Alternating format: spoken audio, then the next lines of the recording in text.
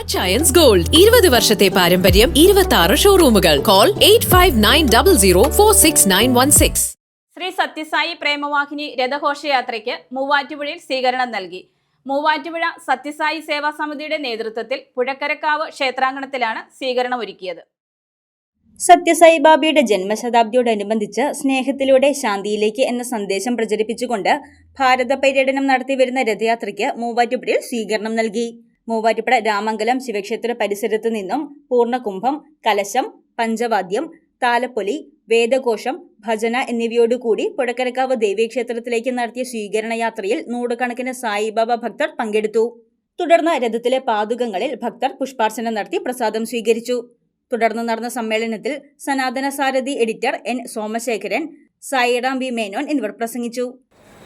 ലോകം മുഴുവനും ഇന്ന് വലിയ രീതിയിലുള്ള പ്രശ്നങ്ങൾ നടക്കുകയാണ്. യുദ്ധം, ഈശ്വരൻ സ്നേഹിക്കാൻ പറഞ്ഞ ഈശ്വരൻ്റെ പേരിൽ തന്നെ തമ്മിത്തല്ല്, ഭഗവാൻ ഗീതയിൽ പറഞ്ഞിട്ടുണ്ട്, എപ്പോഴൊക്കെയാണോ അധർമ്മം കൊടികുത്തി വാഴുന്നത്, ധർമ്മം നശിക്കുന്നത് പോലെ ആകുന്നത്, അപ്പോഴൊക്കെ അർജുന ഞാൻ വരും, സൃജാമ്യഹം. അതിനൊരൊറ്റ ലക്ഷ്യമേ ഉള്ളൂ, ധർമ്മം പുനഃസ്ഥാപിക്കുക. ഓരോ കാലത്തിലും അതിന് അനുസൃതമായ വിധത്തിലാണ് ധർമ്മ പുനഃസ്ഥാപനം ഉണ്ടാകുന്നത്.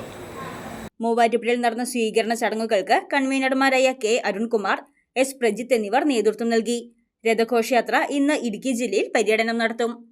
News desk Muvattupuzha news. എന്റെ കാഴ്ചയ്ക്ക് ചില ബുദ്ധിമുട്ടുകൾ അനുഭവപ്പെടാൻ തുടങ്ങിയത് ഈയിടെയാ. ആദ്യം ടെൻഷനായി. മകളാ പറഞ്ഞത് അഹല്യയിൽ പോകാൻ. അഹല്യയ്ക്ക് 30 വർഷത്തെ പാരമ്പര്യവും വിശ്വസ്തതയുമുണ്ട്. അഹല്യയിലെ വിദഗ്ധരായ ഡോക്ടർമാരുടെ ചികിത്സ കൊണ്ട് എനിക്ക് എന്റെ കാഴ്ചശക്തി പൂർണ്ണമായും തിരിച്ചു കിട്ടി. ഇപ്പൊ എനിക്ക് ഈസിയായി വായിക്കാം. നേത്ര സംരക്ഷണത്തിന് നമ്മുടെ Ahalya. Ahalya foundation eye hospital, കേരളത്തിൽ എല്ലായിടത്തും.